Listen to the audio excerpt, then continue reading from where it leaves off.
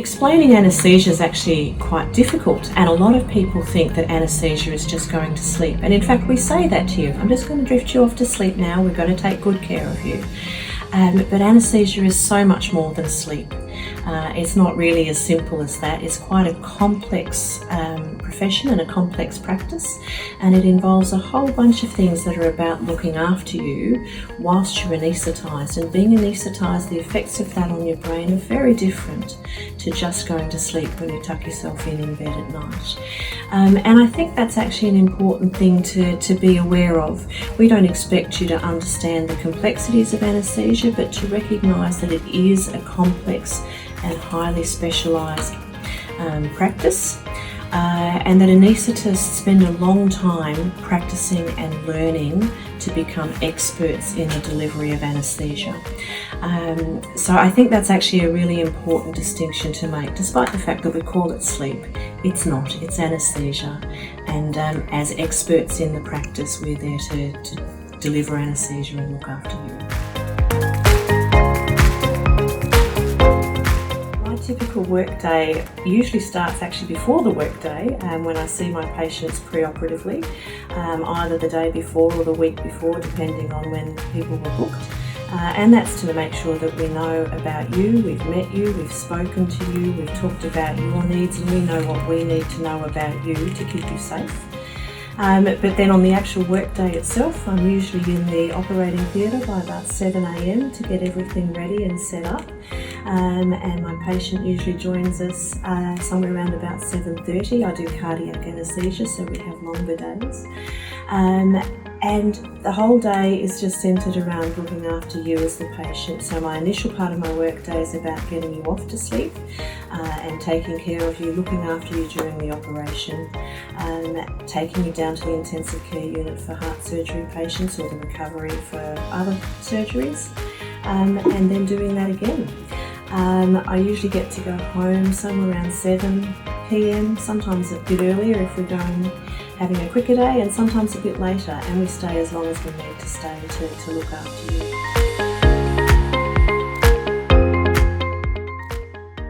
I actually love my job, and I'm very lucky. You know, I've been doing anaesthetics now for nearly 20 years, and I loved it when I started, and I still love it now.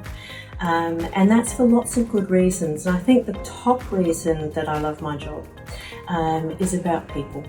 So that's about the contact I have with my patients, about being part of their journey when something major is happening in their lives. And I think that's actually a real privilege, and to be able to do that so that you've got that compassion, that empathy, and you're sharing some of that journey with them, I think is really powerful and really rewarding. So I love that bit. I also love working with my colleagues and my team. So there's a misconception that anaesthetists work by ourselves, but we don't. We work in a really wonderful team of people.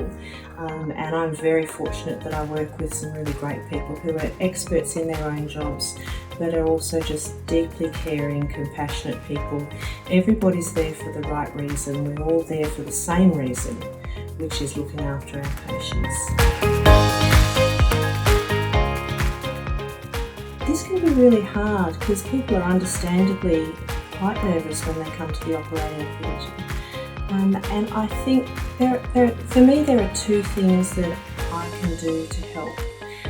And the first is about human connection, that human contact. And that's different for different people. So some people it might be, to put a comforting hand on their arm or their shoulder. Some people might not like that human touch. They might prefer to have a little conversation. Sometimes it's about acknowledging the fact that you feel nervous and that that's actually normal and that's okay. And to reassure you that we're here to look after you.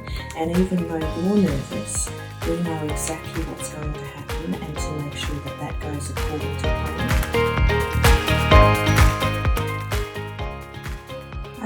This is actually a really hard question because everyone's different and everyone asks different questions and wants to know different amounts of information. I think the most common one I get from carers is when will I be able to see my loved one? that there's a real need for people to understand the timeline and understand the process of what happens afterwards and how their family member or their loved one will be when they see them again.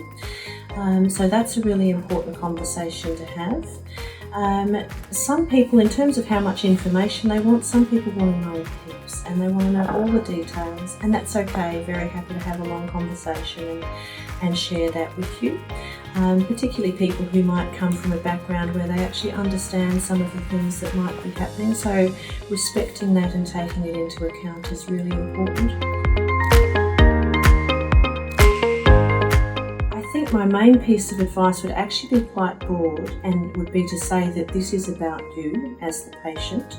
So you should ask us for whatever you need to make this journey work for you.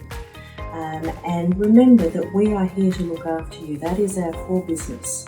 We're here to look after you, keep you safe. We're extremely well trained, we're extremely experienced, we work in wonderful teams.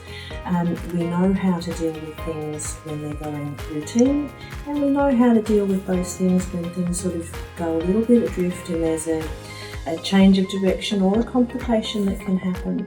So trust in your team, but build that trust by working with them the way it suits you.